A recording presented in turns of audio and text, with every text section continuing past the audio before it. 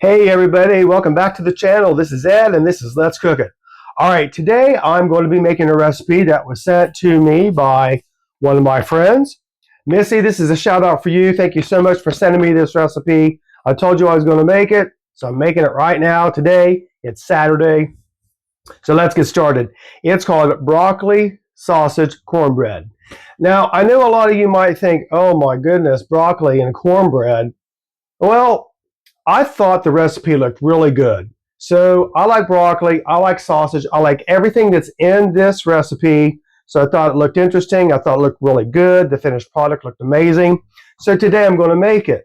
So let's put the camera down here on the bowl. We'll get it going and I'll tell you what we use. Okay, so here's the camera down here on the bowl. It starts with 2 boxes of the Jiffy cornmeal mix. So put that in there.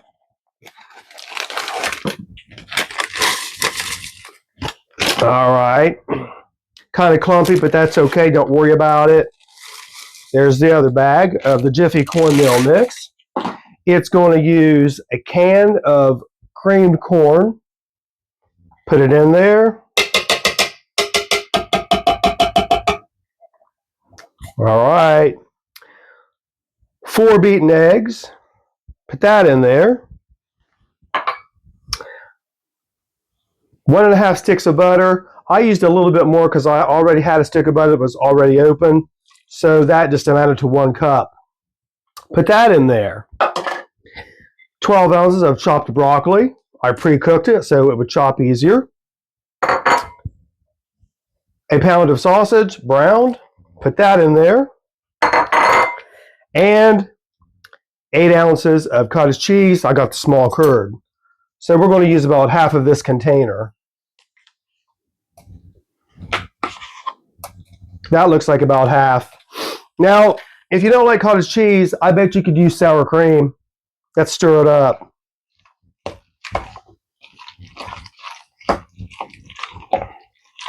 It looks like it's going to be really heavy with the addition of the eggs and the butter.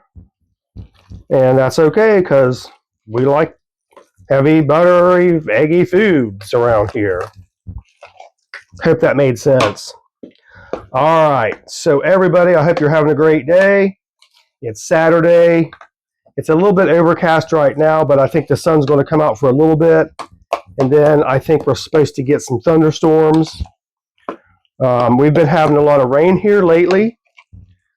And that's really kind of messing up the outdoor activities that we like to do, like getting out into the sun, trying to get a tan, and all that good stuff.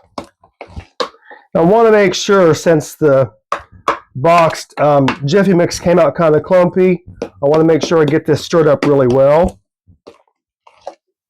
because I don't want to bite into any really dry, clumpy pieces after we bake it. And speaking of baking, the recipe says to bake this at 350 degrees for about 45 minutes. But since it's really heavy, we'll check it at 45 minutes and then we will take it out of the oven, make sure it's not still not done in the center, put it back in for a little bit if we have to. I think the guys that made the recipe had to put it in for about 53 minutes after they checked it. So I'm not seeing too many lumps and things in there. So what I'm going to do, move this over, put the pan right here. We're just going to dump this into the greased pan. It's said to use a 9x13 because it looks like it's going to make a lot. Just kind of spread it out, get it nice and even. And you know, amazingly, this smells good already. I think the addition of all the ingredients together, I think it's a good combo. Honestly, I've never thought of putting broccoli in cornbread, but here we are. So, very easy and very basic to put together. I'm going to put it in the little oven back there, bake it at 350 for about 45 minutes. We'll check it at the end of 45 minutes, make sure it's cooking the way it should. If we need to, we'll put it back in. I don't know why I'm saying we. It's just me in this kitchen. I don't have a mouse in my pocket or anything. But anyway, I will put it in the oven back there, get it going, take it out, check it, all that good stuff. And then we'll try a piece of it. Well, by we, me and Rich, and probably the dogs. Anyway, I'm going to put the video on pause. I'll be back in a little bit. Okay, everybody, the cornbread has just come out of the oven. I let it set for a few minutes. I baked it about, I would say, 53 minutes like they did in the video that I told you about. So let's put the camera down here. We'll take a look at it, cut a piece of it, and see what we think. So there it is, nice and golden brown. Now, I did test it with the knife to see if it comes out clean. Nowhere on the cornbread did it come out completely clean. I think it's supposed to be heavy and a little bit wet.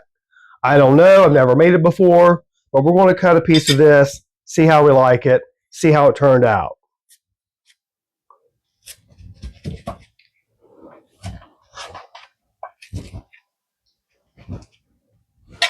Might have to scoop it out of there with the fork and the spatula. Wow, it is steaming. Take a look at that. Okay. So, just looking at this, the way it's heavy reminds me of one of those corn casseroles that people make. Those are really good. I don't think those ever get really what you'd call done like a cake, where you put the toothpick or the knife in and bring it out, and if it's clean, it's done. I've made those corn casseroles before, and I think they just stay kind of heavy and wet. But anyway, also this kind of looks like stuffing. All right, there's a piece of it. So let's cool it down a little bit.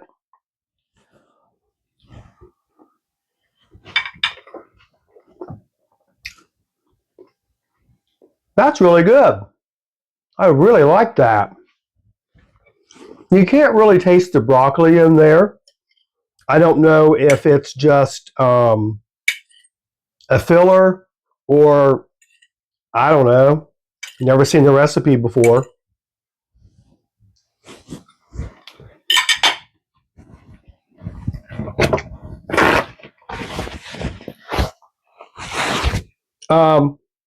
I can taste the butter in there. It's really buttery, and I like that. I can taste a little bit of that creamed corn. It's something that I don't really use a lot of because I'm not a big fan of it, just to eat it. But in a recipe, I think it's really good. This sausage I can taste a little bit of. Again, that might just be a filler to add some extra protein.